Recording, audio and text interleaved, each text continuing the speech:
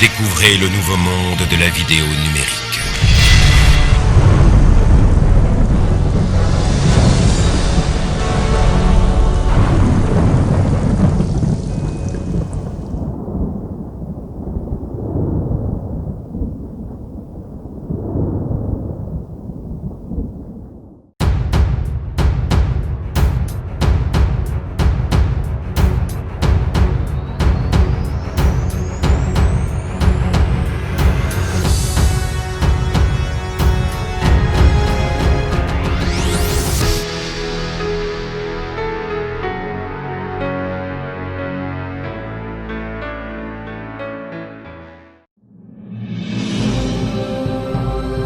J'ai grandi, j'ai commencé à côtoyer les garçons.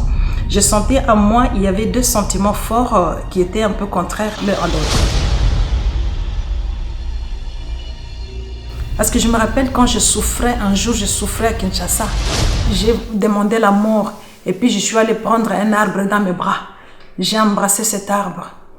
Et je disais que cet arbre soit au moins ma mère parce que je sentais que la souffrance d'un enfant, c'est sa mère qui peut la comprendre.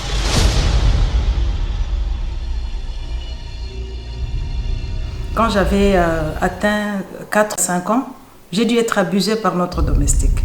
Parce que mon père n'était pas là, maman était au travail et le domestique m'avait pris au lit.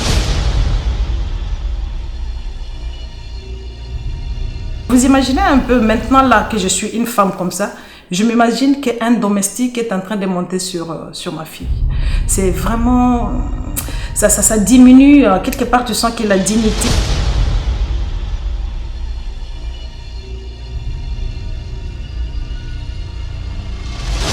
Mesdames et messieurs, bonjour. Nous sommes ici à Berlin, à la gare centrale qu'on appelle Hauptbahnhof, l'une des plus grandes gares de l'Europe, ou alors la plus grande de l'Europe. Nous venons ici attendre Madame Bénédicte Ngongo, qui arrive tout de suite pour nous raconter son histoire. Et elle a eu de la force pour rédiger un livre là-dessus. Nous l'attendons. Nous allons la chercher.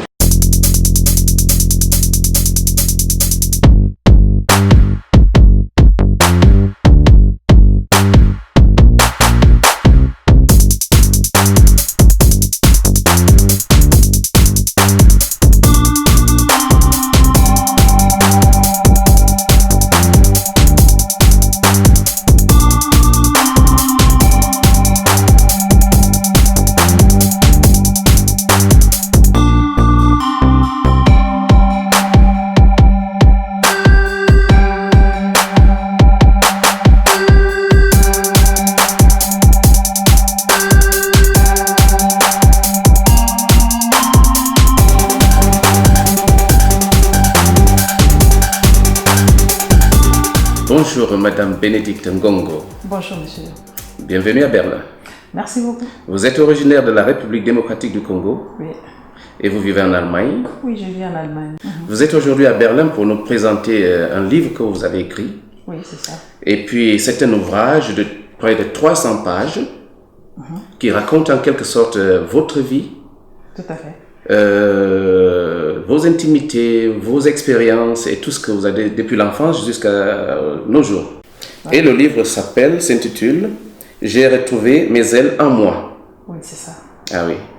Et c'est un livre qui a plein d'émotions. Alors, expliquez aux téléspectateurs et aux internautes le contenu de votre livre, pas entièrement, en grosso modo, ce qui vous a poussé à le faire, et voilà. Et comme je l'ai dit tout à l'heure, pour les âmes sensibles, il faut faire attention. Parce qu'il y a des histoires qui vont faire mal. Voilà. Essayez de raconter aux téléspectateurs pourquoi vous avez écrit ce livre. Merci beaucoup. Je suis dans la joie de me retrouver ici pour pouvoir parler de ce parcours. C'est vrai que je ne saurais pas raconter toute l'histoire dans ces quelques minutes que j'ai. Mais ce livre, on peut le trouver chez Amazon. Ou soit au numéro qui passe sur l'écran. Là, c'est mon numéro. Vous pouvez faire la commande. Je suis joignable sur WhatsApp. Ou soit vous me cherchez sur Messenger. Sur Facebook, là, vous pouvez aussi m'atteindre. Faites la commande. Je vous enverrai le livre. Mais je vais essayer de condenser un peu pour que vous puissiez avoir au moins l'idée de ce qui se retrouve dans cet ouvrage. Au fait, je ne me croyais pas écrivaine. Jusque-là, je ne m'appelle pas écrivaine. Mais j'ai pris mon stylo pour écrire mon histoire. Parce que j'ai trouvé que mon histoire, ce n'est pas que j'ai trouvé mon histoire était très intéressante, mais j'ai trouvé que mon histoire pouvait instruire une personne. Et je suis passée par un chemin difficile. Et ce chemin, à l'issue de ce chemin difficile, c'est vrai que je ne peux pas dire que non, j'ai fini de souffrir ou bien de connaître des situations difficiles dans ce monde. Mais du moins, ce que j'ai connu depuis ma naissance jusqu'au jour où ce livre a été édité. Et je trouve que non, j'ai connu des choses que je dois raconter. Les raconter non pas pour accuser, les raconter non pas pour me plaindre, mais les raconter pour rencontrer ton cœur. Sûrement que tu peux te retrouver avec un problème difficile. Tu dis que non, pourquoi seulement moi? Ça fait très longtemps que je souffre, ça ne fait que se répéter. Et tu te retrouves peut-être que tu te caches dans une coquille. Tu te retrouves dans une situation où tu as même envie de te suicider. Mais moi, quand j'ai pris mon stylo pour écrire ce livre, c'est quand je sortais de ces situations dans lesquelles tu te retrouves aujourd'hui. Je raconte l'histoire d'une petite fille qui est née d'une famille de 12 enfants. Mon père, c'était un voyageur. Depuis le jour de ma naissance, on me raconte, le deuxième jour de ma naissance, mon père a commencé à voyager. Il a voyagé pendant 45 ans, mais moi, je suis restée 22 ans avec mes parents. Comme la nature l'a voulu et le veut, moi, je suis une fille, j'ai mon âme à moi, mon cœur s'attachait beaucoup plus à mon père. Je l'aimais tellement que je sentais dans le secret de mon cœur que si un jour on me disait de faire le choix entre papa et maman, je pouvais choisir mon père. Pourquoi? Je ne peux pas vous le dire, parce que ce sont des choses que la nature a faites comme ça. Mais ce papa que je désirais beaucoup, il n'était pas là, parce qu'il était toujours partant. Et quand papa revenait, notre papa, c'était un papa très très sévère. On n'avait pas, en tout cas, beaucoup de contact avec lui. Et c'était ce genre de papa, vous connaissez ceux de notre génération. Nous avons grandi avec papa pareil. Dès qu'il arrive, tout le monde disparaissait. Alors, j'ai grandi avec cette recherche d'affection d'un homme. La nature a voulu que les filles s'attachent à leur père parce que Dieu sait que quand la fille grandit, elle fera sa vie avec un homme. Et je trouve, moi, personnellement, que non, c'est le père qui prépare à sa fille, à sa vie future avec les hommes. Plus on passe le temps avec son enfant, avec sa fille, la fille détecte qui sont les hommes. Il sait détecter, donc le papa devient l'homme de référence. Quand il va dehors, il rencontre quelqu'un, il le pèsera par rapport à son père. C'est alors que la fille saura, celui-là il est menteur, celui-là il m'aime en vrai, celui-là il veut juste jouer avec moi. Il le saura à partir des émotions que son père lui fera sentir. Eh ben, moi, je n'ai pas connu ça, je n'ai pas eu ça, je ne condamne pas mon père. Mon père n'était pas méchant, c'est un homme qui nous aimait tellement, mais il ne savait pas nous le montrer. Je sais qu'il était comme ça parce que c'était un père de 10 filles. Il devait utiliser cette attitude un peu très très sévère pour nous protéger. Alors, je suis partie comme ça et un jour, je me rappelle même une histoire qui s'était passée dans ma vie, qui m'a accompagnée aussi pendant longtemps dans ma vie. C'est cette histoire de notre domestique qui voulait me violer. À l'absence de tout le monde, il m'avait pris sur le lit et qu'il voulait me violer. Heureusement que mon oncle est venu pendant qu'il voulait faire sa besogne. Gloire soit rendue à Dieu, il m'a sauvé. Mais malgré que cela s'est passé, mais j'ai pris cette charge psychologique. Je suis partie avec ça, je voyageais avec ça, de voir qu'un homme, si vous lisez mon livre sur le chapitre 5, vous trouverez que j'ai écrit, et le titre c'est Ma petite robe mouillée. Donc cet homme était monté sur moi, il a mouillé ma robe et je ne savais pas ce que c'est. Dans mon enfance, je dirais que non, c'est un homme qui avait pissé sur moi. Et j'ai grandi avec ça, à dire que les hommes, ce sont des méchants qui pissent sur les filles. Vous voyez, j'ai grandi avec des histoires qui ne concordaient pas. Il y a de mon père qui était absent et j'étais très très sensible, une fille qui pleurait beaucoup. Et de l'autre côté, j'étais une fille en révolte qui voulait punir les hommes. Tel point que je voulais devenir soldat, je voulais devenir juge. Et je ne condamne pas aujourd'hui, vous voyez, il arrive des situations, peut-être que ça peut être ton cas. Tu te retrouves dans une situation comme aujourd'hui, nous vivons dans les confinements, nous apprenons des histoires difficiles où les femmes tuent leurs maris, les maris tuent leurs femmes. Ce sont la colère que les gens manifestent parfois étant adultes. C'est une colère qu'on a drainée en tant qu'enfant. Moi, par exemple, je disais que je voulais devenir soldat, je voulais devenir juge. C'était juste pour chercher comment je punirais les gens. Et les personnes qui m'ont fait du mal peut-être ne seront pas là, mais ce sont les hommes que je rencontrerai dans ma vie que je pouvais punir. Alors la première des choses que je vais demander là, c'est dans mon livre que j'ai voulu demander à toute personne qui a eu à subir dans l'enfance, c'est de pouvoir se guérir, se libérer. Vous voyez, l'être humain a cette tendance-là de commémorer des choses. Donc l'enfant qui a manqué quelque chose, qui a souffert, ne meurt pas, nous reste et nous accompagne toute la vie. Il faudra arriver à un moment. Comme moi, je suis arrivée, j'ai pris ce livre-ci, le moment, je me suis mis plutôt à écrire ce livre, le temps où je sentis que non, il fallait que je me recherche dans mon intérieur. Qu'est-ce qui se passait dans ma vie? Parce que moi, je n'avais pas de bonnes relations avec les hommes. J'étais à la recherche de l'amour et je cherchais, quand j'allais auprès des hommes, je partais avec un cœur qui pleurait ou soit avec la brutalité et ça n'a pas marché dans ma vie. J'ai écrit alors le livre, dans mon parcours, j'ai eu à connaître beaucoup de choses difficiles, comme je vous l'ai dit. J'ai aimé, je suis tombée amoureuse, mais avec un cœur qui saignait dans mon intérieur, un enfant qui saignait à mon intérieur, je ne pouvais pas être la femme qu'il fallait que je sois.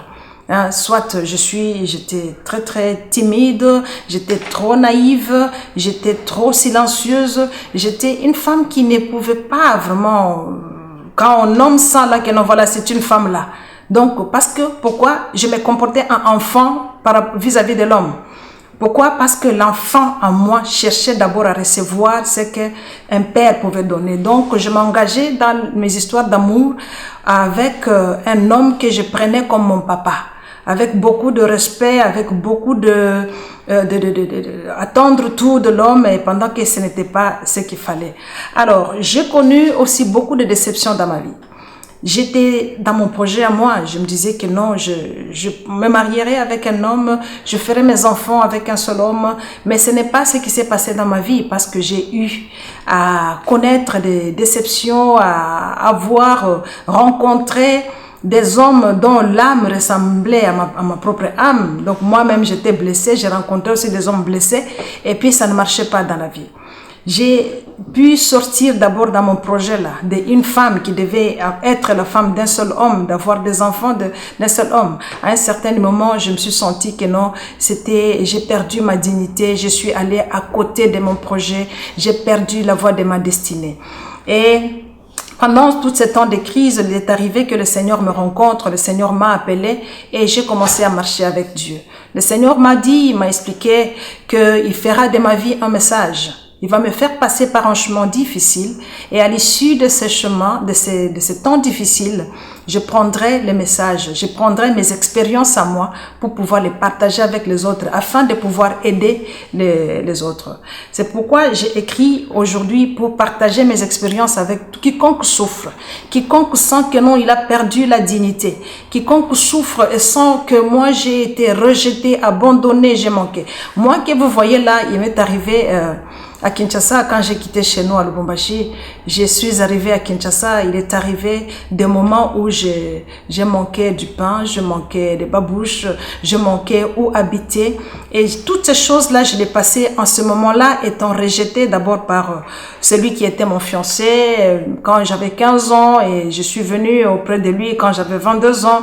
Il a abusé de moi et je suis tombée enceinte, il m'a rejetée avec l'enfant et ce poids-là, c'était un poids trop difficile pour moi parce que je ne méritais pas être ça. J'étais suffisamment bien éduquée, j'étais suffisamment bien instruite, je portais un diplôme de graduat et je ne pouvais pas me laisser mener ainsi comme si j'étais une petite fille de la rue. Mais cela est arrivé. Donc, si vous lisez dans ce livre, vous trouverez des choses qui vont vous aider. Comment est-ce que je me suis en sortie? Après beaucoup de points, je me rappelle à Kinshasa, j'ai manqué parfois où habiter. Il arrivait des fois que je dormais dans des permanences avec ma fille parce que son père m'avait rejeté avec son enfant. J'ai passé des nuits dans des permanences. J'ai manqué à manger. J'ai manqué des babouches. Je me rappelle une fois, j'ai marché avec une babouche coupée. J'ai manqué même l'épingle pour attacher. Et toutes ces choses, je les ai acceptées. Je les ai acceptées parce que j'étais dans la foi. Après ces chocs avec lui, je me suis remise encore sur le chemin de la foi parce que le Seigneur m'avait appelé et quand le Seigneur m'a appelé, c'était quand le diable avait déjà programmé de me tuer. Dieu m'a pris, j'ai passé 6 mois d'agonie et puis je suis partie auprès de l'homme dont je vous parle. Mais quand j'ai connu cette déception avec lui, je me suis rappelé qu'il fallait que je rentre auprès de Dieu. Je suis rentrée avec Dieu, auprès de Dieu, et c'est dès lors que l'histoire de mon chemin avec le Seigneur a commencé.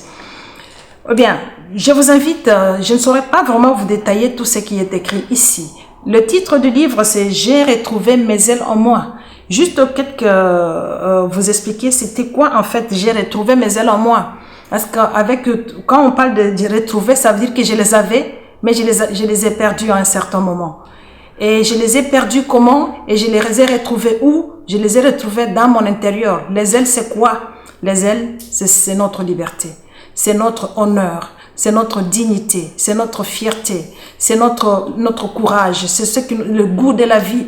C'est ça nos ailes, ce qui fait que tu trouves que non, je suis une personne, quand j'apparais, je n'ai pas, j'ai ma dignité, personne ne peut pas me jeter de la salive au front, j'ai le droit de donner mon opinion, je peux mener ma vie librement, je ne me cache pas, c'est ça. En fait, il est arrivé un moment à cause des chocs, des coups, parce que j'en ai connu assez. Je vous ai dit que je n'ai pas eu mes enfants d'un seul homme. J'ai eu mes enfants avec des pères différents.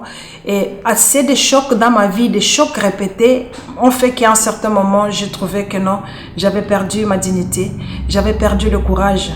À certains moments, j'ai demandé la mort. Il est arrivé même un temps où j'avais dit à Dieu, je voulais me tuer. J'ai pris même des médicaments. Je voulais en avaler parce que j'en avais assez. Alors, il est arrivé que le Seigneur m'a beaucoup interpellé à pouvoir rentrer dans mon intérieur, à ne pas regarder le monde, à ne pas me juger par rapport à ce qui m'est arrivé. Il fallait que je rentre en moi parce que lui m'avait dit que non, ma vie sera un message. Donc, tout ce qui m'était arrivé, c'était comme la Bible dit. Dieu dit, je te montrerai un chemin que tu dois suivre. Lui, il a frayé son chemin et il t'impose de passer par ce chemin. Donc, tu n'as pas de discussion. C'est un chemin obligé. C'est un passage obligé. Moi, j'étais dans un passage obligé. Je sais aujourd'hui qu'il y a beaucoup de gens qui meurent parce qu'ils ont des douleurs dans le cœur. Il y a des gens qui meurent parce qu'ils se cachent dans des coquilles. Ils trouvent que non, ils n'ont pas de dignité. Ils ne méritent pas. Non, je voulais juste te dire que tu n'as pas le droit de te cacher. Et tu n'as pas le droit de te laisser juger par quelqu'un. Parce que la seule personne qui mérite de te juger, il est celui qui te tend toujours la corde pour te tirer de là où tu es. Il a besoin de toi. Le Seigneur permet parfois que les choses nous arrivent. Parce que la personne qui te juge, la personne qui les jeteurs de pierres, souvent ils ne sont pas eux-mêmes dignes. Alors, je te prie tout simplement de parcourir ce livre et tu retrouveras en toi seul, pas en regardant les autres. Donc, tu apprends à te regarder avec tes propres yeux et tu te vois de la manière que Dieu te voit et tu retrouveras tes ailes. Tu pourras encore prendre l'envol. Comme moi, j'ai pris l'envol. Aujourd'hui, je peux rire encore. Je peux encore sauter. Je peux encore faire tout ce que je suis parce que je sens que je suis une femme de valeur. Personne n'a le contraire à me dire. Merci. Les mots me manquent. C'est une histoire dure. C'est trop dur pour moi. Et en tant que femme, je vous tire un coup de chapeau parce que vous avez surmonté toutes ces difficultés et vous avez retrouvé vos ailes, comme vous le dites. Alors, côté familial, après ces histoires-là qui n'ont pas été si faciles, avez-vous gardé toujours les relations avec votre famille ou en êtes-vous avec votre famille? Avez-vous toujours des relations et voyez-vous toujours vos bourreaux? Est-ce qu'ils sont toujours en vie? Avec la famille, il n'y avait pas de problème. Avec ma famille restreinte, il n'y avait pas de problème. Même quand je dis que non, c'était l'histoire avec mon père que j'aimais. Bon, finalement, je suis partie avec mon cœur blessé. Mais je suis partie avec un cœur blessé. Mais quand je suis rentrée avec un paquet d'amour pour mes parents. De toute façon, je n'ai jamais porté quelque chose de négatif par rapport, parce qu'on a compris que notre père nous aimait. Il nous aimait. Cette façon d'être, c'était juste pour nous protéger, pour nous empêcher à ce que nous puissions déraper. C'était juste ça. La relation est bonne. Je suis restée 9 ans et 10 mois à Kinshasa, après que j'ai quitté ma famille. Puis de là, je suis partie de Kinshasa, je suis venue en Europe. J'ai fait encore 15 ans sans que je rentre. Donc ça fait, en somme, vous verrez que j'ai fait 24 ans sans pouvoir voir ma famille. Mais après 24 ans, tout cela ne marchait qu'avec la volonté de Dieu, selon le plan de Dieu.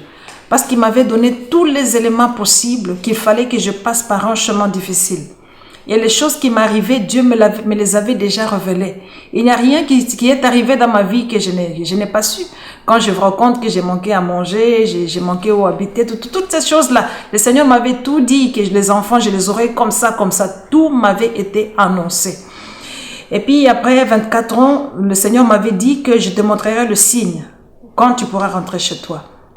Je suis rentrée chez nous après 24 ans. Je me rappelle encore, j'ai eu à souffrir dans ma vie, mais la souffrance que j'ai sentie le jour où je suis rentrée chez nous était vraiment forte. Parce que je me rappelle, c'était à l'aéroport de Lubumbashi quand je suis arrivée. Je me disais comment est-ce que je veux. Je suis une personne je ne suis pas tellement émotive, hein, parce que à cause de beaucoup vivre, de beaucoup connaître, je comprends tout. Je comprends tout. Mais ce jour-là, quand je suis arrivée à Lubumbashi, je suis sortie de l'aéroport.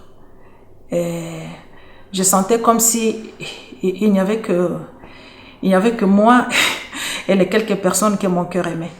Parce que j'aime mes parents, j'aime mes frères et sœurs, mais je les ai manqués pendant 24 ans. Quand je suis sortie, j'ai aperçu ma grande sœur. Et je me rappelle comment je criais, comment je pleurais. J'ai pris ma sœur dans mes bras et je l'appelais, c'est ma chérie Bibi. Chérie, je pleurais. Quand j'ai vu ma mère, hein, c'était triste. Et là, quand je suis partie, ma mère avait 46 ans. Quand je suis rentrée, elle avait 70 ans. Je ne pouvais pas savoir, parce que le jour où je partais, je voyais seulement ma mère en train de pleurer. Mais le jour où je suis rentrée, je ne l'ai pas reconnue, elle était vieille. Et la souffrance de mon cœur, je me disais, Seigneur, j'ai pris ma mère, je disais, c'est ma maman, ma maman, ma maman. Juste ça, je ne pouvais pas dire autre chose. Parce que je me rappelle quand je souffrais, un jour je souffrais à Kinshasa. Il y a quelque chose qui s'était passé, j'ai demandé la mort et puis je suis allée prendre un arbre dans mes bras. J'ai embrassé cet arbre et je disais que cet arbre soit au moins ma mère parce que je sentais que la souffrance d'un enfant, c'est sa mère qui peut la comprendre et c'est sa mère qui peut savoir la consoler. J'appelais maman en prenant cet arbre, mais je ne pouvais pas avoir ma mère parce qu'elle était loin. Parce que j'étais sur un chemin que le Seigneur m'a frayé. Je voulais ma mère. J'étais comme un enfant qu'on avait sévré avant le temps. Je ne pouvais pas rentrer. Quand je demandais à Dieu que je rentre chez nous, Dieu me disait que tu ne rentreras pas, tu dois continuer le chemin. Et quand j'ai pris ma mère, elle m'a pris dans mes bras et nous avons passé ce jour-là, notre nuit, sur un même lit. Et je ne savais pas ce que je pouvais dire. Les questions que je me posais dans mon cœur. Pourquoi? Où est partie la jeunesse de ma mère? Il nous reste encore combien de temps ensemble? Comment faire pour pouvoir récupérer ce temps? Parce que j'aimais ma mère, je l'aime encore aujourd'hui. Mais c'était impossible. Je n'ai dû qu'accepter ça. J'accepte ça comme ça, mais jusqu'à aujourd'hui, je sens une rébellion, une révolte dans mon cœur que les temps que je devais passer avec maman, Dieu les a utilisés pour me faire passer sur son chemin à lui, un chemin difficile. Mais c'était sa volonté. Pour ce qui concerne mes bourreaux, j'ai connu des hommes dans ma vie, des personnes. Vous savez, quand Dieu dit à une personne que je vais te faire passer par un chemin difficile, il ne descendra pas lui-même pour te faire souffrir. Il ne mettra pas le diable sur ton chemin pour que tu vois c'est Satan, celui-là qui va me faire souffrir.